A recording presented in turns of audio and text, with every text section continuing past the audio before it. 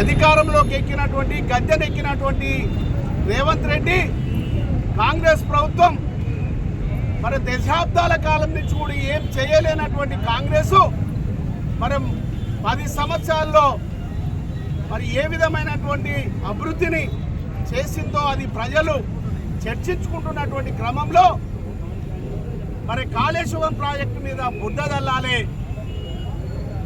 Kaleshwaram project కూలిందని ప్రచారం చేయాలని ఆలోచన చేసి ఇలా ఆ ప్రాంత ప్రజానికానికి ఆ ప్రాంత రైతాంగానికి నీళ్లు రాకుండా రైతుల కడుపుల్లో మట్టి కొడుతున్నటువంటి సందర్భాన్ని కూడా మీకు గుర్తు చేస్తా ఉన్నాను.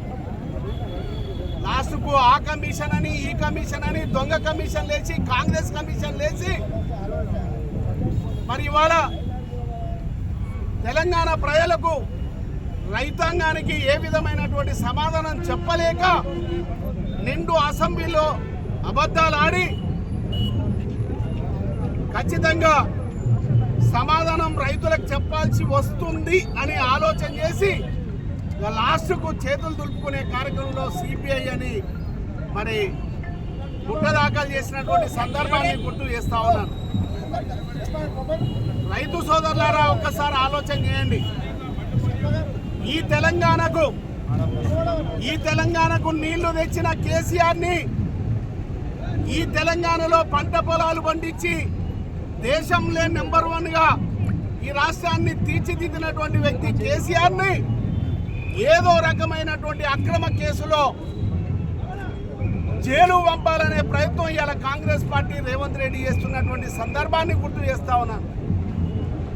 ఆ రోజే అన్నాడు కేసీఆర్ గారు, తెలంగాణలో టీఆర్ఎస్ పార్టీ ఉంటేనే తెలంగాణకు రక్షణ, టీఆర్ఎస్ పార్టీ కనుక బీఆర్ఎస్ పార్టీ అధికారం కోల్పోతే తెలంగాణ చాలా ఇబ్బందులు పడబోతుంది, తెలంగాణ రైతాంగం ఇబ్బందులు పడబోతా ఉన్నారు, తెలంగాణ ప్రజాస్వామ్యం ప్రజలు సంపన్న వర్గాలు ఇబ్బంది పడబోతుందని కేసీఆర్ గారు చెప్పిండ్రు.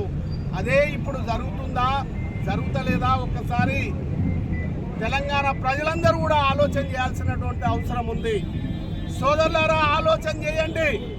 నీళ్ళకు కానీ కరెంటు కానీ పంట పొలాలకు కానీ అన్ని రకాల ఇబ్బందుల నుంచి బయటపడాలంటే మళ్ళీ కేసీఆర్ నాయకత్వమే ఉండాలి. ఈ తెలంగాణ రాష్ట్రానికి అండగా రక్షకుడిగా కేసీఆర్ గారు ఉండాల్సిందే. దాన్ని మీరు దృష్టిలో పెట్టుకొని రానున్న రోజుల్లో మరి కేసీఆర్ గారికి మద్దతుగా ఉండాల్సినటువంటి పరిస్థితులు ఆసన్నమైనని కూడా ఒకసారి తెలియజేస్తా ఉన్నాను.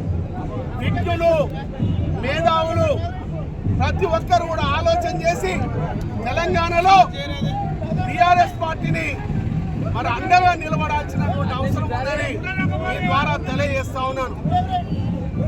ఏదైతే సిబిఐ ఎంక్వైరీని సిబిఐకి యొక్క కాళేశ్వరం ప్రాజెక్టుని ఇచ్చి దాన్ని మూత పెట్టాలని ఆలోచన చేస్తుండ్రో ఒక్కసారి తెలంగాణ రైతాంగం కూడా ఆలోచన చేసి గ్రామాన పట్టణాలు మండలాలు అందరూ కూడా పెద్ద ఎత్తున స్పందించాల్సినటువంటి అవసరం ఉంది. తెలంగాణ మన కాళేశ్వరం నీళ్ళని ప్రతి చివరి భూముల వరకు తుంగతుర్తి, కోదాడు, సూర్యాపేట చివరి భూముల వరకు లాస్ట్కు నకరకల్లు, చిట్యాల మండలానికి కూడా వచ్చే అటువంటి నీళ్ళని తీసుకొచ్చే విధంగా తెలంగాణ ప్రజలందరూ కూడా మనం ముందుకు సాగాల్సినటువంటి అవసరం ఉంది. కాళేశ్వరం ప్రాజెక్టుని కాపాడుకోవాల్సినటువంటి అవసరం ఉంది. తెలంగాణలో జరుగుతున్నటువంటి ప్రాజెక్టులన్నీ కూడా కాపాడుకోవాల్సినటువంటి బాధ్యత ప్రతి ఒక్కరు కూడా తీసుకోవాల్సినటువంటి అవసరం ఉంది. అన్నిటికన్నా ముఖ్యంగా తెచ్చిన తెలంగాణని మళ్ళీ రివర్స్ తీసుకుపోవడానికి ప్రయత్నం చేస్తున్నారు ఆంధ్ర పాలకులు కుట్రలతో. ఈ తెలంగాణ రాష్ట్రంగా 3 పూలు 6 కాయలుగా ముందుకు పోవాలంటే మళ్ళా టీఆర్ఎస్